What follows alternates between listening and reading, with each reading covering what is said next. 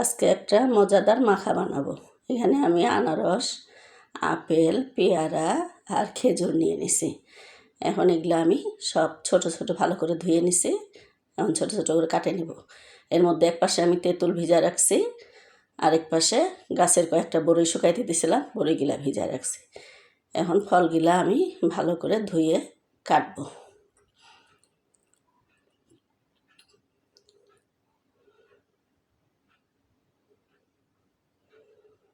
ফলগুলো আমার কাটা হয়ে গেছে। এখন আমি এই যে আনারস কাটছি, পেয়ারা নিছি, আপেল নিছি, তারপরে আমি খেজুর নিছি। এগুলো সব আমি এই যে এইভাবে করে কাটে নিছি।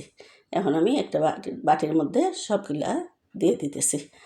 প্রথমে পেয়ারা দিলাম, তারপর আনারস, আপেল, খেজুর সব দিয়ে নিলাম।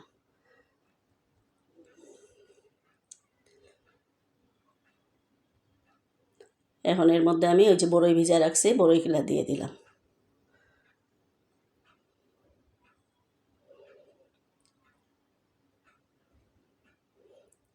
এরপরে আমি বড়ইগুলা দেওয়ার পর এখন আমি এই যে তেঁতুলগুলা ভিজা রাখছিলাম, সেই তেঁতুলগুলা এখন দিয়ে দিব। এর মধ্যে তেঁতুলের ছালগুলা আগে ফালাই দিই, দিয়ে তেঁতুলগুলা আমি দিয়ে দিলাম। একদম গাছের তেঁতুল, টাটকা, এগুলা পুরান তেঁতুল না।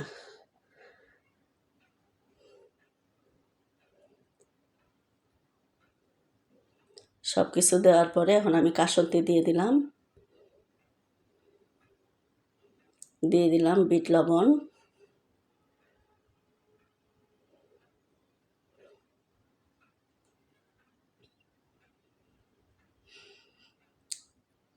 আর শুকনা মরিচটা আমি ভালো মতো ভাজে আমি গুঁড়া করে নিয়েছিলাম। এই শুকনা মরিচটাও এখন এর মধ্যে আমি দিয়ে দিব। মরিচের গুঁড়া, এটা হলো মরিচের গুঁড়াটা আমি দিয়ে দিব এর মধ্যে, একটু বেশি করেই দিব, কারণ ঝাল ঝাল করবো আমি মাখাটা।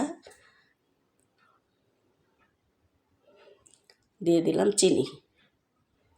আমি বিট লবণটা কিন্তু দিয়ে দিছি, কাসুন্দি দেওয়ার পরে বিট লবণ দিছি, এখন আমি চিনি দিয়ে দিলাম।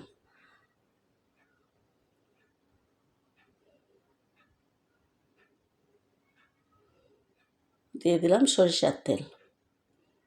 এখন এটা আমি ভালো করে মাখায় নিব।